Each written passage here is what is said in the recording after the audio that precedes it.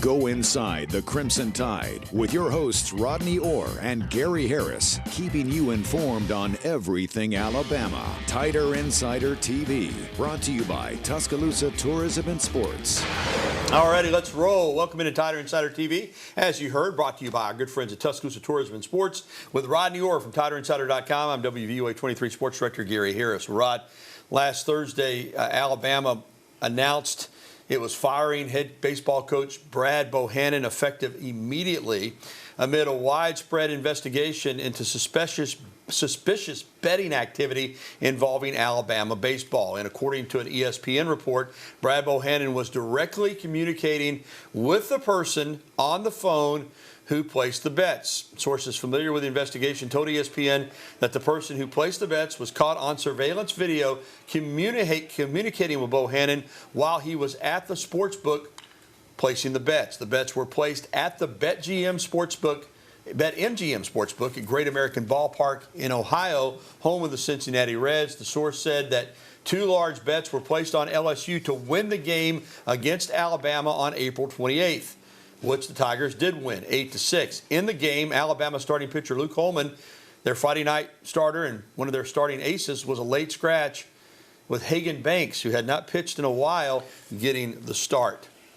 Well, Rodney, let's just start with the obvious question. How shocked were you when we got this news? You actually had texted me early that morning, I want to say about 7:30, saying be on the lookout for some breaking Alabama baseball news this morning, maybe even during your radio show. And indeed, that's what happened. At 10:13 a.m., UA Athletics sent out an email saying that Coach Bohannon was being dismissed by Athletics Director Greg Byrne, effective immediately. What was your reaction? Stunned. I mean, I was shocked. I mean, this is something like you never really expect. Again, I didn't know Brad Bohannon. You knew him better than I did. Yeah. And really wasn't something that I expected. And, I mean, even you just don't expect that in sports. I mean, when you cover it, you follow it, you know that sometimes these kind of things go on, happen. But I haven't really heard anything like this in a while. It was really stunning. Yeah, I do know him. I like him. I've had a really good relationship with him. He's been super to me. As far as everybody that I know that does know him, it's the same story. He's a great guy. He's easy to deal with, easy to talk to, has done a good job here at Alabama. But we know, again, I want this to sink in. Listen, if you're a head baseball coach, betting on your team would be bad enough. But when you're allegedly and reportedly, and obviously Alabama thinks there was enough to it that they fired him with cause. When you're betting against your team, Rodney, I can't imagine as a coach anything worse than that. No, like I said, I'm trying to kind of rack my brain. I haven't really investigated it, Gary, to kind of get into it. When's the last time a coach has been in a situation like this, involved in a situation like this? Again, you just really don't expect something like this to happen. It's stunning. That's really about all you can say. But you know what, Gary? I'll say this. For everything that happened, the way it happened so quickly, and the way the players responded in the series with Vanderbilt was incredible. Yeah, this is a baseball program now that hasn't reached the College World Series since 1999. That's 24 years. I think a lot of people feel like Coach Bohannon would end that drought at some point. Obviously, he won't. We were here, when Coach Wells had this thing rolling. Late 90s, it seemed like Alabama was going to the College World Series almost every year. Even though they didn't make it past 99, they had some teams in the early and mid-2000s that were great teams. They just didn't make it to the College World Series. Right now, Rodney, with 24-year drought from the College World Series, we know the restrictions in terms of recruiting with, not having a lottery in this state, a hard 11.7 scholarships for 35 players or so. How good a job is this Alabama job? When you look at the SEC, 14 schools playing baseball, being honest, I think Alabama's kind of toward the bottom. Well, right now, but at the same time, I almost really wonder how good this team might really be. It's the way they responded, Gary, the way they played. I mean, you look at the LSU series, they were on the cusp of, winning a couple of those games. Yeah, I mean, it's just so how far off are they really? I'm not sure we know right now. But no, I think this program can be one of the elite programs in the country. Like you said, Jim Wells had it there. They go into the College World Series back-to-back years, the #1 seed. Yeah, Alabama could certainly get back there. We see video there of Jason Jackson, the Alabama pitching coach since 2017, the summer of 17, all 6 seasons with Brad Bohannon. He's now the interim head coach, and boy, he's off to a good start. Speaking of that, it is time for Coach Talk. And interim head coach Jason Jackson replaced Bohannon just a few hours before Alabama began that crucial series with number 5 Vanderbilt at Sewell Thomas Stadium. Now, all that was going on, and certainly that was a distraction. Some might even say it was more than a distraction. But the Crimson Tide managed to take 2 of 3 and win that series. Coach Jackson, though, did not want the praise. He wanted to deflect it and say that his players deserved all the credit. I mean, I wrote out the lineup card and I talked to the team a little bit, but yeah, it was different, but it is what it is. It's way more about the players than it is me, right? If those guys go out and play, then we're going to be in good shape going forward. Coach Jackson gave credit to the veterans that stepped up against the Commodores for the Tide. In Saturday's finale, senior pitcher Jacob McNary, other seniors, Caden Rose, Matt Gassetti. Check out Rose. He climbed the wall in center to take away a home run from Vanderbilt when it was tied 1-1 in the 8th inning. Gassetti launched the go-ahead home run, and Alabama took the series against the Commodores. Well, Alabama is scheduled to play Troy tonight down in Montgomery in its final midweek game. Alabama has an 11-1 record in midweek games. That game has been delayed because of weather, but they're hoping to get it in, Rod. It's another chance to pick up a victory before closing out the SEC regular season at Texas A&M this weekend, then at home against Ole Miss. Yeah, and again, you hope that certainly they close well. I mean, they have an opportunity to still do some things, get into the NCAA tournament. So, let's see how it unfolds. Yeah, 11-13 right now in the league. The magic number, we think, is 13. So that means Alabama will only have to go 2-4 over these last 6 to get in the regional. But you don't want to leave it to chance. They want to do much better than that. Let's say they go 4-2. Then they get to 15-15 overall. Then they're in for sure, Rod. So win these last 2 series, and then probably regardless of what happens in Hoover, you're in the NCAA regional. And who knows if they get to a regional, haven't won one in a while, and then to get to the Super Regional, Jason Jackson can certainly make his case to be the head coach here, right? Yeah, he sure could. I don't think there's any question about that. I think there's already some buzz after this Vanderbilt series that, he could be a guy that eventually becomes a legitimate candidate to be the head coach. So, we'll see. I think it's certainly a great opportunity right here in front of them. All right, Alabama baseball trying to finish strong and overcome certainly a distraction at best, and at worst it could have been a season ender for this team, but they don't seem like they want that to be the case. All right, let's move on. Alabama softball won 2 out of 3 at Ole Miss to finish out the regular season. That's the good news. Bad news is they were going to get a sweep. They were up 4-1 going to the bottom of the 7th on Sunday, and a sweep would have gotten them the bye. And they would have not had to play until Thursday. Instead, they got to turn around and play a first-round game tomorrow against the winner of tonight's game between Mississippi State and Missouri. So Alabama still, a good team.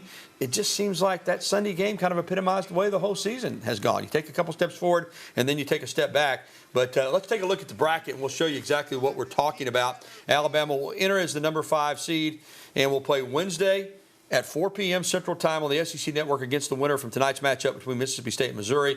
Action at Boggle Park in Fayetteville gets underway tonight, and then we'll run all the way through the championship game on Saturday.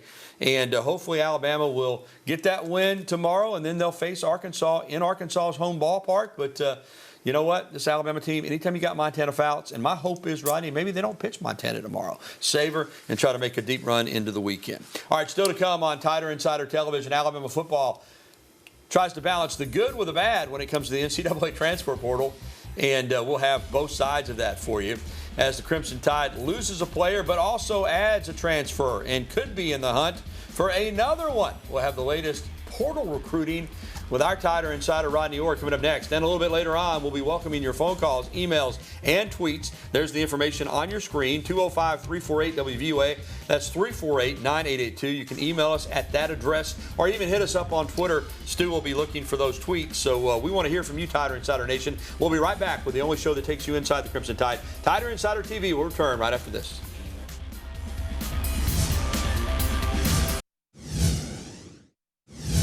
And we're back on TITV, brought to you by Tuscaloosa Tourism and Sports. Alongside Rodney Orr, I'm Gary Harris. Well, Alabama wrapped up spring football 3 weeks ago, and for the second consecutive week, Bama has added a player from the transfer portal. Trey Amos made an official visit to Alabama the last couple of days, according to Rodney at TiderInsider.com, and he announced on Twitter this afternoon that he is indeed committed to the Crimson Tide. 6'1", around 190 pounds. He went to that portal, Rodney, and the offers poured in. 15 offers since entering the portal. Among his offers, in addition to Alabama, Auburn, Florida, Ole Miss, LSU, Miami, Michigan State, Oregon, and others. He played in 34 games at Louisiana, amassing 59 tackles, 1 interception, and 14 pass breakups. As I said, listed at 6'1", around 190, Rod. And this is a guy who was highly coveted.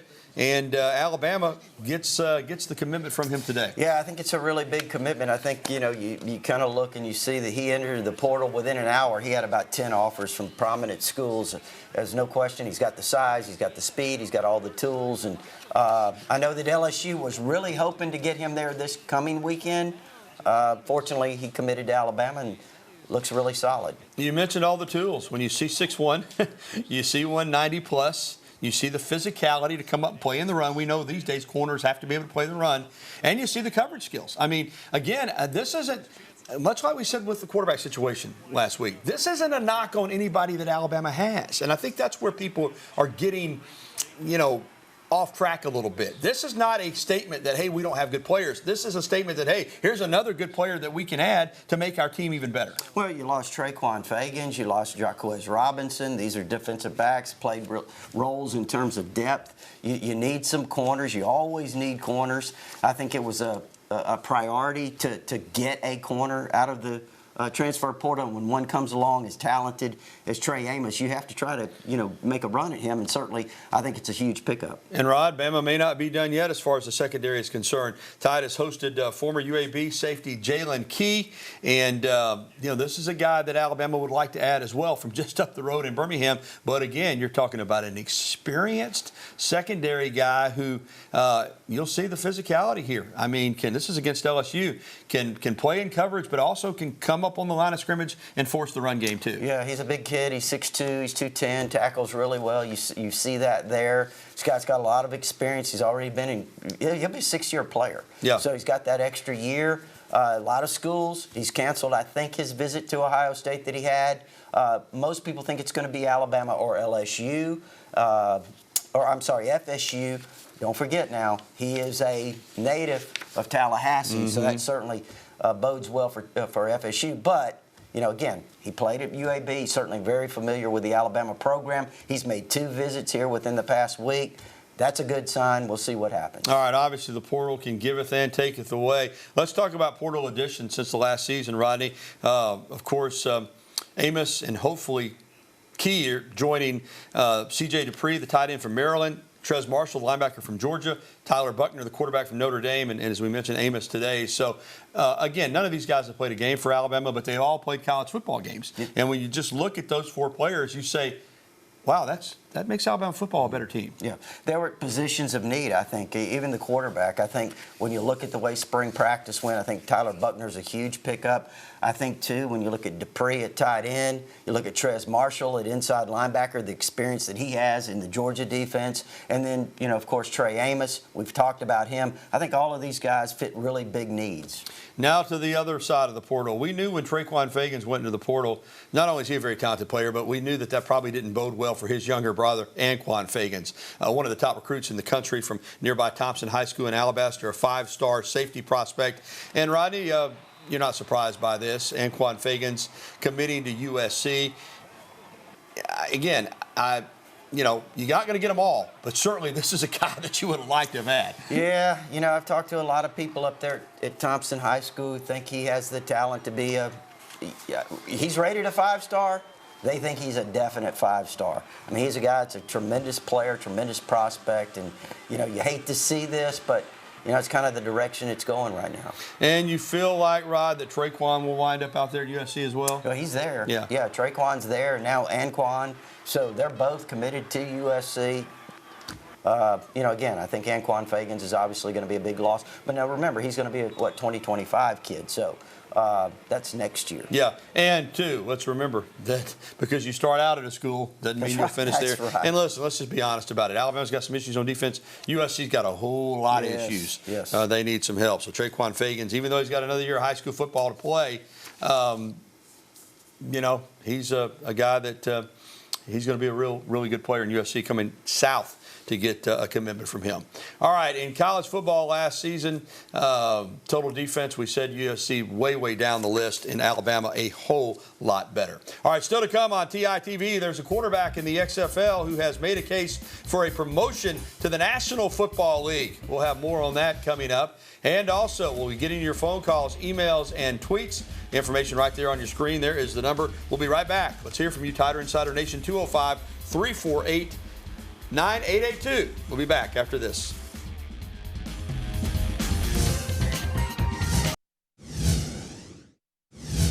The former Alabama quarterback AJ McCarron can still toss the football around. He proved it in the XFL, including closing out the season with a 6-touchdown performance for the St. Louis Battlehawks against the Orlando Guardians, giving him an XFL record 24 TDs on the season. McCarron won the XFL's 2023 MVP award. Of course, he's no stranger to the NFL, having spent his first 8 professional seasons in the league. Now, at 32, there's no doubt he's on the back end of his playing career, but it's obvious that based on the XFL season, AJ still has a lot of gas left in the tank. Rodney, I'd love to see him get another crack. I do want to say this, okay? He is he's done really well financially. He's made a lot of money as a backup quarterback in the NFL. I think he's been smart with his money. His thing is, at this point, he'd rather play. So that's why he's in the XFL. He wants to play. He wants to be on the field. He wants his little boys to see him play. So I don't think he's going to go back to the NFL just to hold a clipboard. In other words, I think it'd have to be a team that would say, hey, we're going to give you a chance to compete for a position, the chance to play. If he gets that, I'd love to see him get another crack, because I always felt like he could play. Yeah, I would too. And again, we'll see. I don't know. Like you said, he's certainly, proven himself that he can really still throw the football here. Made some great throws right there. Yeah, he had an unbelievable year. MVP of the league. How about that? Good for AJ. All right, let's jump out on the phone lines. First up tonight is our pal CB right here in Tuscaloosa. Hey, CB, what's up, man? Hey, buddy, how y'all doing? I appreciate you taking my call, and I think a lot of y'all. But this Alabama baseball coach, man, he's I don't know what's happened the last few years, but of course he fired himself. But he ought to done been gone. And they got talented players out there, man. I'm serious. They could have went. I believe it could have went real far, and they may yet without him, because they've done stuff that you couldn't draw it up like he done it. I don't know what he's done, but I know he's got. All right, CB. Well, we know this. He is not the coach anymore. They certainly played well in that one series since he's been dismissed. They got a game tonight. Hopefully they'll get it in against Troy down in Montgomery. Then a huge SEC series at Texas A&M. Rod. I don't know. I know this. They've got the most amount of wins that they've had around here in a long time, all right? They got a chance to get to 500 in the league or better. I do think that this team has enough talent to make a run, to get to a regional and maybe win a regional. And we know what happens there. If you win a regional, you go to a super regional, and you're 2 wins away from the College World Series. Well, I think they played really well at times this year. We've seen that in some of the bigger series. We talked about the LSU series. We talked about, the Vanderbilt series. That's the number 1, number 5 teams in the country. They've shown that they're really competitive in those games, in those series, Gary. Again, I don't think we really know how good this team can be. Yeah, keep in mind last year, Ole Miss barely got into the NCAA tournament field. They won it all. So if you get there, you got a shot. All right, we'll be back with more phone calls. Phone lines are open, 205-348-9882. And also have our email of the day when we return right here to TITV. And welcome back. Let's get to our email question of the day. The email question today is brought to you by KDM Service Corporation, serving your family like our family. For all your heating and air conditioning needs, KDM Service Corporation. Here's the email of the day. Will Greg Byrne look at Scott Berry for baseball, for the head coaching job? Marvin in Meridian, Mississippi. Scott Berry, the head coach at Southern Miss, over 500 wins. Last year they hosted the Super Regional, where they lost to Ole Miss down in Hattiesburg, and Ole Miss went on to win it all. I don't know. I'll say this, Rodney. I know him personally from my days over in Mississippi. He's a heck of a guy. He's a great coach and probably a better person. So I'd love to see him be in the mix. Yeah, I think what age might be a factor there. Yeah, he's probably about 60. Yeah. Again, you never know, but yeah, he is a tremendous coach. Yep. All right, thanks for the email. All right, we're going to get the phone call. Caleb is with us in Hubbardville. Hey, Caleb, how are you? Oh, doing good, guys. I wanted to know, is Dave Magadan, I think I'm saying that right, is he a candidate for the baseball job? All right, Caleb, I don't know. Dave Magadan, of course, still has the highest batting average in Alabama baseball history. Hit .525 running back on that 1983 World Series team that finished second in the country, losing to Texas for the national title. He's been in professional baseball as a player and as a coach. I don't think he's been in college baseball. I'll be honest with you. I don't know where he's coaching right now. I do think he's still involved with a major league team. Again, he's somebody that could be looked at. I just don't know. I think anytime, you have an opening like this, former players' names have come up. I know Alan Dunn's name has come up in the past, Gary. But no, I have not. I mean, other than just speculation, have not heard that. Yeah, right now I think the focus is on finishing this season out in style. And as we said, Jason Jackson could be a candidate to the interim coach. All right, that's it for the phone calls and emails. We'll be back to wrap up TITV on a, whoa, man, look at that shot. We'll be back after this. The number 17 Alabama men's golf team was one of 14 teams selected to compete in the 2023 NCAA Men's Norman, Oklahoma Golf Regional. Crimson Tide earned the number 3 seed in the regional, which will take place at the Par 72 Jimmy Austin OU Golf Club beginning May 15th to the 17th. Alabama's been 17 times to regionals under J.C. Will. Of course, they won a national championship twice, played for 2 more. Quite a program. Good luck to the Crimson Tide men. And the women are playing their regional right now. They were 7th after yesterday, but 10th after today. Only the top 5 advanced to the NCAA championship, so the women have some work to do. All right, that's going to do it for this edition of TITV. A reminder, if you missed any, we'll have a replay tonight at 10:30. Let's leave you with some video from graduation Alabama athletes this past weekend. Of course, you can catch the show anytime at WVUA23.com. For Rodney Orr, I'm Gary Harris. Good night, everybody.